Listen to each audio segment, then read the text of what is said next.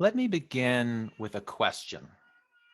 How do you feel about New Year's resolutions?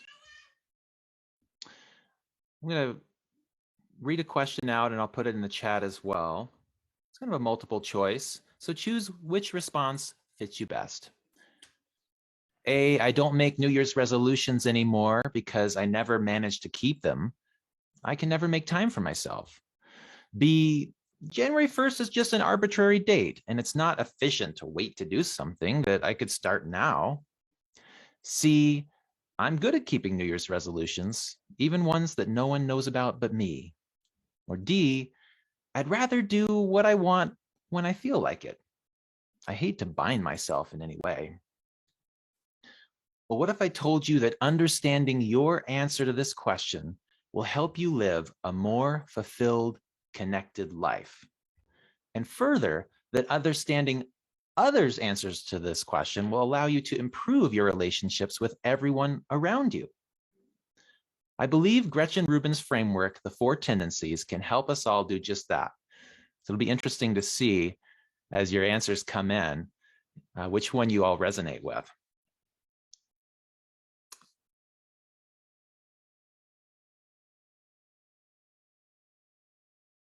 Oh, interesting. I was going to show you a different picture. Surprise, surprise. One moment, let me pull up the one I wanted to show you. Here it is. Okay.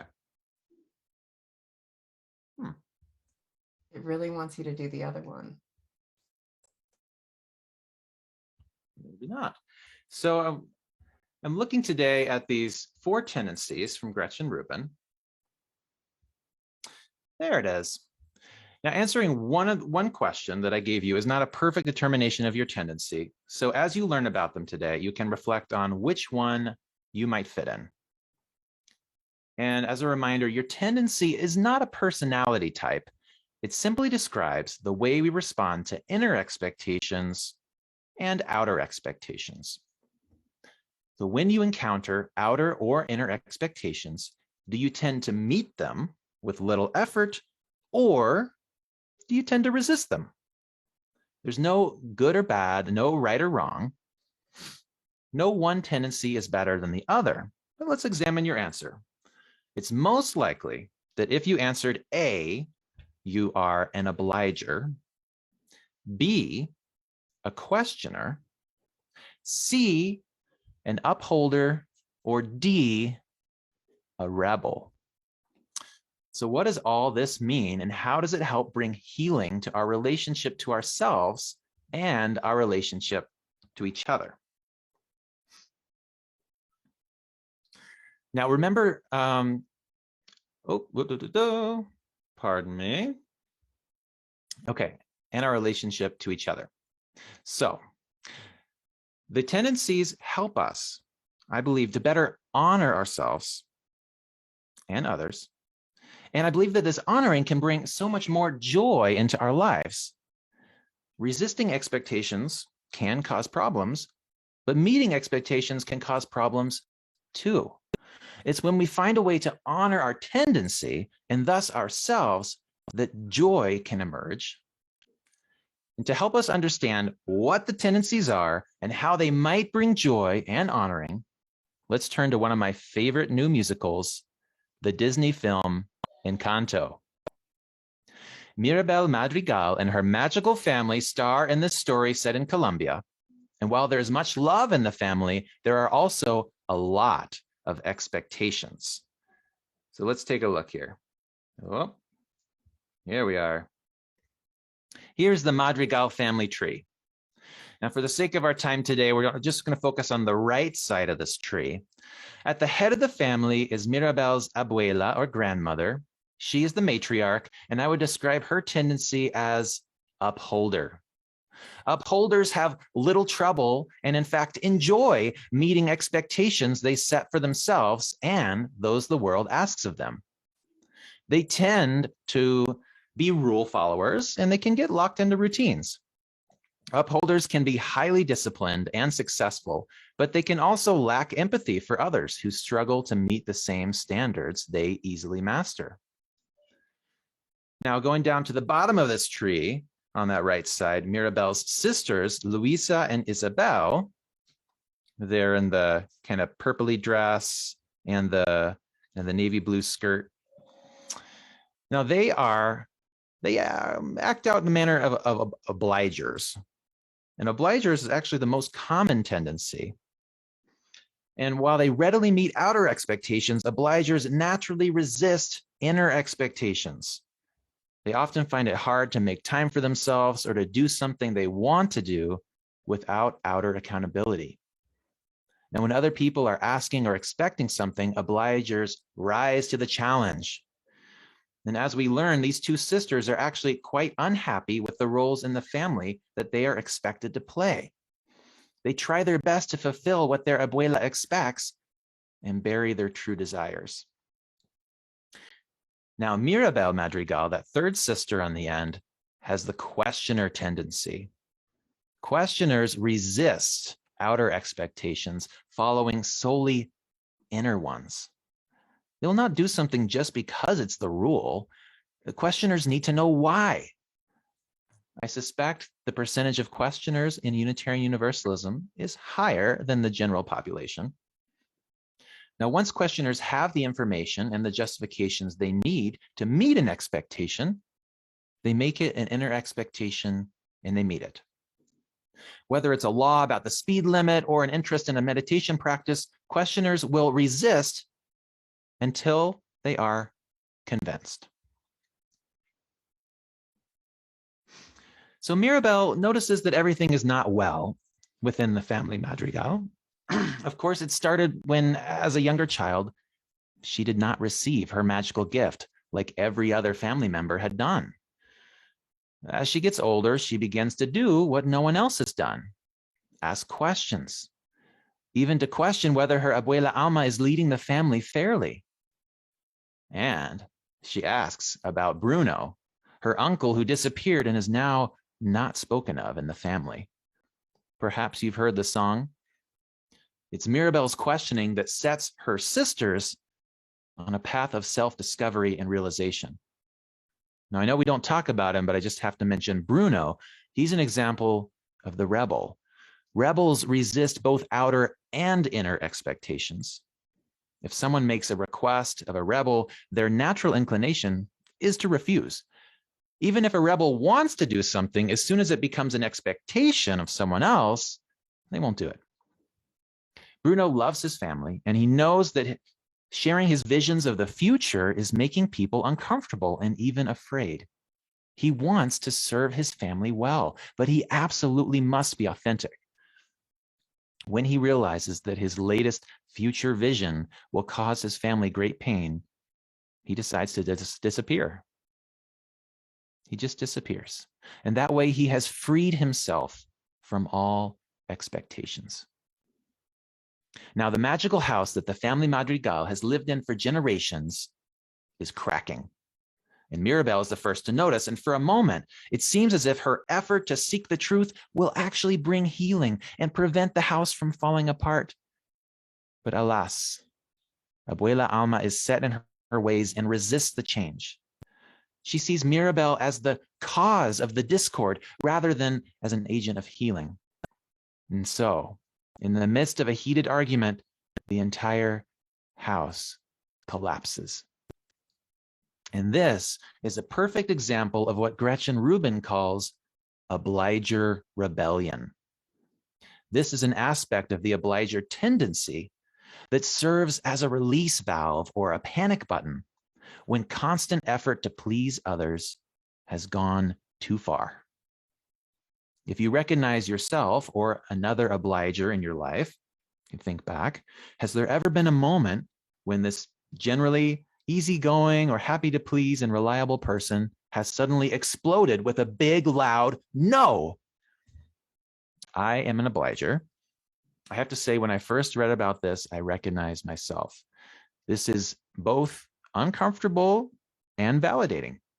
Obliger rebellion is sometimes necessary for obligers, but it is worth noting that it is not inevitable. When we learn to work with our tendency and manage the expectations around us, we can address resentments before they build up. For obligers, this does not come naturally and takes a lot of effort and practice. Though perhaps things do just need to fall apart sometimes. And that's where we are with the family Madrigal. Their house has collapsed. And with it, the miracle that sustained the family through the generations and given each new member a magical gift has waned. The magic is gone. Now, the tendencies that the family members express might play a role in how and when things fall apart, but they are not the cause. There are no combinations of tendencies that make a sustained, healthy relationship impossible. Ultimately, what this film expresses so beautifully is how intergenerational trauma can manifest and be healed.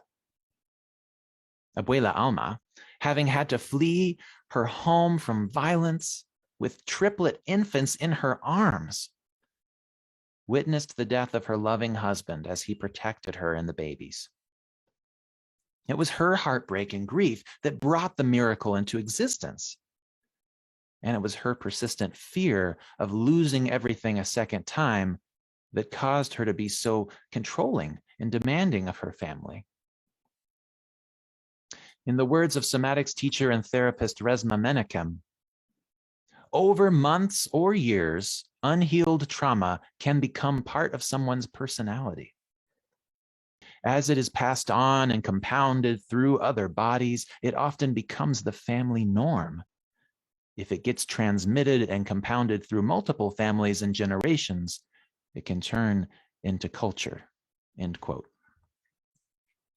The danger and power of unhealed trauma can hardly be overstated. And yet, Abuela Alma has been able to avoid passing on much of her trauma. Her family is full of love and resilience. Now, Resmaa Menakem has this to say about the subject, quote, resilience is built into the cells of our bodies. Like trauma, resilience can ripple outward, changing the lives of people, families, neighborhoods, and communities in positive ways. Also, like trauma, resilience can be passed down from generation to generation, end quote. Now, Abuela Alma has built a culture of service to their community. All the family members are expected to use their gifts to help the village. In this way, ensuring that the miracle keeps their magic alive, that it continues to live on in successive generations. Now, the Madrigal's house cracks and crumbles. The miracle is gone, but the bonds that tie them to their community and indeed to each other are not broken. And sometimes it's in these moments of crisis, of conflict and resistance, that we discover the path we have desired all along. A way of being in which we can rejoice in one another just as we are. The truth is that sometimes upholders can hold on too tight. Obligers can lose sight of themselves, seeking only to please others. The questioners can exhaust themselves and others with their insatiable need for more information. And rebels can fail to show up for what matters most to them, getting trapped in resistance by their own need for freedom. And yet, we all have gifts that we can bring to each other. Friends, we need each other in this life. The better we understand ourselves, the more we are able to honor the ways that others are, as Rubin says, both more like us than we think and less like us than we think.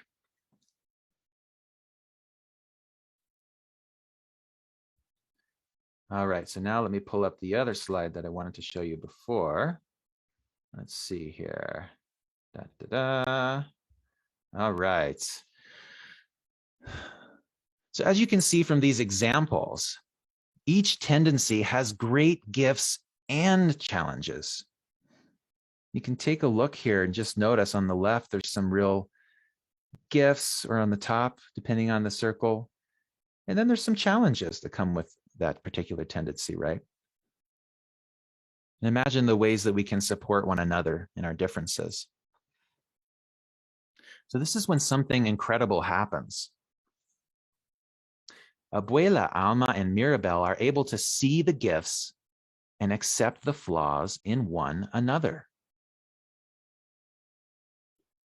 As they gather around their house, the ruins of their house, with the rest of their family, a new hope is born. This time, not from the constraints of perfectionism, but from the freedom of honoring one another. As they begin to look around and consider the new foundation they must build, this family hears voices in the distance. The entire village is coming to help them build a house. This time, not a house of magic, but one of the sweat of the entire community that this family has served and helped to prosper. The Madrigal's house is gone, but the bonds that tie them to their community and indeed to each other are not broken. For perhaps the first time, the family Madrigal are the ones in need, and the rest of the village can be of service. Abuela Alma is able to freely admit that she's not perfect, her family's not perfect, they need help too. In this vulnerability, this being seen, the village has a chance to honor them. The family Madrigal now has a chance to honor one another. And this honoring makes way for a kind of harmonizing of the family. Resma Menakem writes that healing with other human beings requires us to respect, regard, and be in harmony with other bodies. When over time, enough bodies heal from historical, intergenerational, and personal trauma and learn to harmonize, that harmony can turn into a culture of resilience and flow. End quote. Wow. I think about the sixth principle of Unitarian Universalism, which says the goal of world community with peace, liberty, and justice for all. And I've always loved it, but now I feel it needs to be amended. How about the goal of a culture of resilience and flow in which bodies are healing and metabolizing trauma, finding a sense of trust and grounding from the inside, and in turn are able to trust and allow one another to be. Each of us, our own flawed and gifted selves. In the family Madrigal's old house, the magical casita that crumbled, each of the family members had their own magic door to their own magic room. Here they are. Let's take a look. Whoa.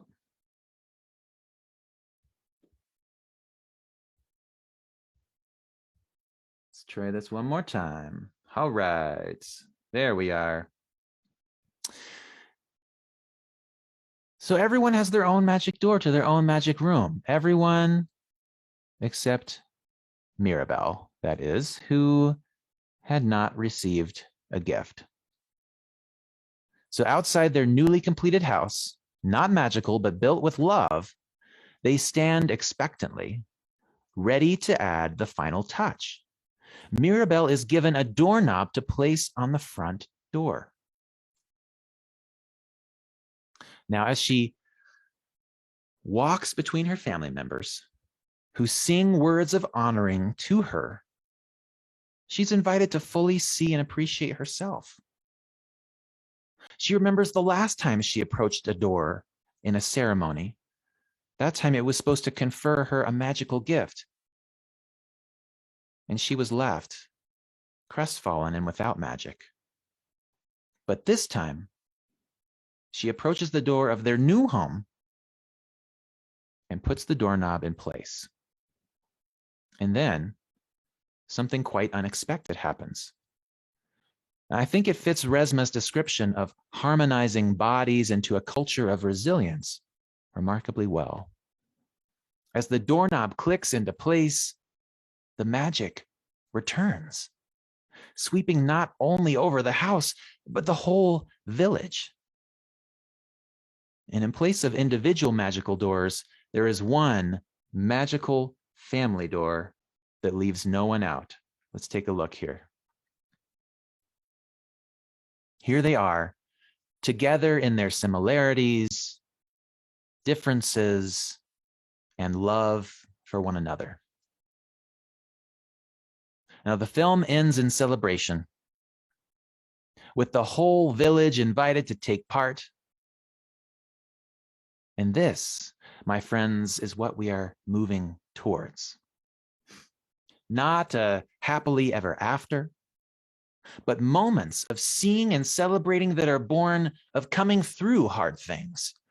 These moments are born of learning truths about ourselves and others. These moments are born of being vulnerable and willing to change. Now, understanding the 4 tendencies is one tool to help you better honor yourself and others. And this honoring makes way for healing and harmonizing bodies. And perhaps a culture of resilience and flow is waiting for us on the other side.